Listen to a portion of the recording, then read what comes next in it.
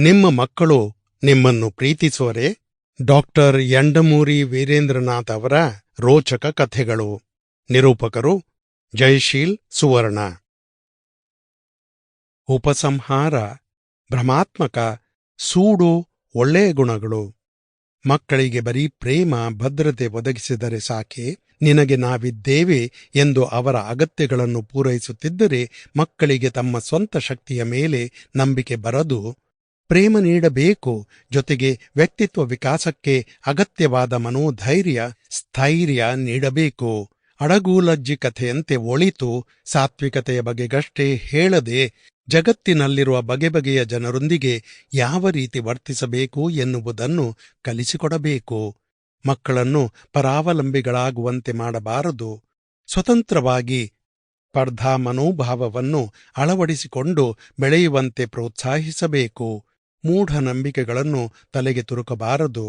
ಮೂಢನಂಬಿಕೆಯಿಂದಾಗಿ ಸ್ವತಂತ್ರವಾಗಿ ಯೋಚಿಸುವ ಶಕ್ತಿ ಕಳೆದುಕೊಳ್ಳುತ್ತಾರೆ. ಪೊಳ್ಳು ಭ್ರಮಾತ್ಮಕ ಗುಣಗಳನ್ನು ರೂಢಿಸಿಕೊಳ್ಳುತ್ತಾರೆ. ಪ್ರಪಂಚದ ಮೇಲೆ ನಂಬಿಕೆ ಇರಬೇಕು. ಜೊತೆಗೆ ಈ ಪ್ರಪಂಚದಲ್ಲಿ ನಡೆಯುತ್ತಿರುವ ಅನ್ಯಾಯ, ಅಕ್ರಮಗಳ ಬಗ್ಗೆ, ಮೋಸದ ಬಗ್ಗೆಯೂ ತಿಳಿಯುವುದರಲ್ಲಿ ತಪ್ಪೇನಿಲ್ಲ. ವಯಸ್ಸಿಗೆ ಅನುಗುಣವಾಗಿ ವ್ಯಕ್ತಿತ್ವ ರೂಪಿಸಬೇಕಿರುತ್ತದೆ. ಬದುಕು ಸುಂದರ ನಂದನವನ ಎಂದು ಹೇಳುತ್ತಿದ್ದರೆ ಮಕ್ಕಳು ಅದೇ ಕಲ್ಪನೆಯನ್ನು ಬೆಳೆಸಿಕೊಳ್ಳುತ್ತವೆ. ಅಕಸ್ಮಾತ್ ಮುಂದೆ ಕಷ್ಟ, ವಿಪತ್ತು ಎದುರಾದಾಗ ತಡೆದುಕೊಳ್ಳುವ ಸಾಮರ್ಥ್ಯವಿರದು. ಅದಕ್ಕೆ ಮಕ್ಕಳಿಗೆ ವಸ್ತುನಿಷ್ಠ ಅರಿವನ್ನು ನಿಧಾನವಾಗಿಯಾದರೂ ಕೊಡುವುದು ಒಳ್ಳೆಯದು. ಮಾನಸಿಕವಾಗಿ ಸಮರ್ಥರಾಗುತ್ತಾರೆ.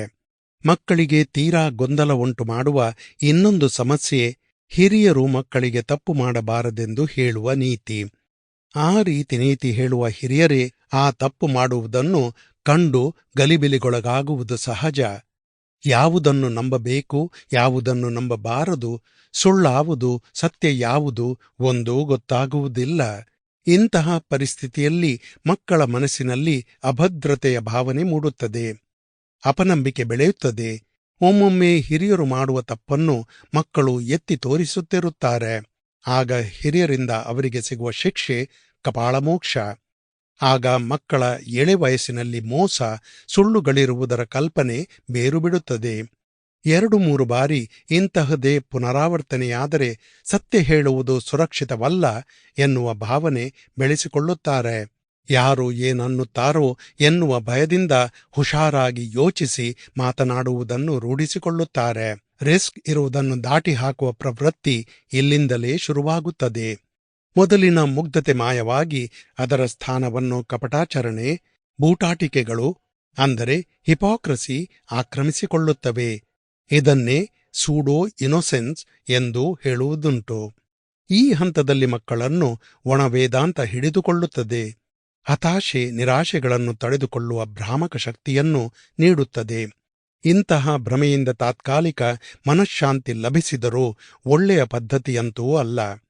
ಮಾನಸಿಕ ವ್ಯಕ್ತಿತ್ವದ ಬೆಳವಣಿಗೆಯಿಂದ ಸ್ವಯಂ ನಿರ್ಧಾರದ ಶಕ್ತಿ, ಅದರ ಪರಿಣಾಮವನ್ನು ಎದುರಿಸುವ ಮನಸ್ಥೈರ್ಯ ರೂಢಿಯಾಗುತ್ತದೆ. ಆದರೆ ಎಳೆ ವಯಸ್ಸಿನಲ್ಲಿ ಮಕ್ಕಳಿಗೆ ವಿಶ್ಲೇಷಣಾ ಶಕ್ತಿ ಇರದು. ಈ ಸ್ಥಿತಿ ಮುಂದುವರಿದರೆ ಮಕ್ಕಳು ನ್ಯೂರಾಟಿಕ್ ಆಗಿಬಿಡುವ ಅಪಾಯವಿದೆ. ಇಂತಹ ಪೊಳ್ಳು ಮುಗ್ಧತೆಯನ್ನು, ಸೂಡೋ ಇನೋಸೆನ್ಸ್ ಆಶ್ರಯಿಸಿರುವ ವ್ಯಕ್ತಿ ತನ್ನ ಅಸಮರ್ಥತೆಗೆ ಮುಗ್ಧತೆಯ ಬಣ್ಣ ಕೊಡುತ್ತಾನೆ. ಮುಗ್ಧರನ್ನು ದೇವರೇ ಕಾಪಾಡುತ್ತಾನೆ ಎನ್ನುವ ಭ್ರಮೆಯಲ್ಲಿ ಮುಳುಗಿರುತ್ತಾನೆ. ಇಂಥವರಲ್ಲಿ ಎಳಸು ಛಾಯೆ ಹಾಗೆಯೇ ಇರುತ್ತದೆ. ಅದನ್ನು ಕಳೆದುಕೊಳ್ಳಲು ಅವರು ಇಷ್ಟಪಡುವುದಿಲ್ಲ. ಎಳಸುತನವೆಂದರೆ ಮಕ್ಕಳಲ್ಲಿರುವ ಮುಗ್ಧತೆ, ಸ್ವಚ್ಛ ಮನಸ್ಸು, ಚುರುಕುತನ ಅಲ್ಲ. ಬದಲಾಗಿ ಸದಾ ತಮ್ಮ ಜವಾಬ್ದಾರಿ ಇನ್ನೊಬ್ಬರು ಹೊತ್ತಿರಬೇಕೆಂದು ಒತ್ತಾಯ ಮಾಡುವ ಮನೋಭಾವ. ಇಂತಹ ಮನೋಭಾವದವರು ಸದಾ ಹಗಲುಗನಸು ಕಾಣುತ್ತಿರುತ್ತಾರೆ. ಇದು ತೀರಾ ಸಂಕಟಕರವೆನ್ನಬಹುದಾದ ಮನಸ್ಥಿತಿ. ಭ್ರಮೆ ಇರದಿದ್ದರೆ ಇಂಥವರು ಬದುಕಲಾರರು.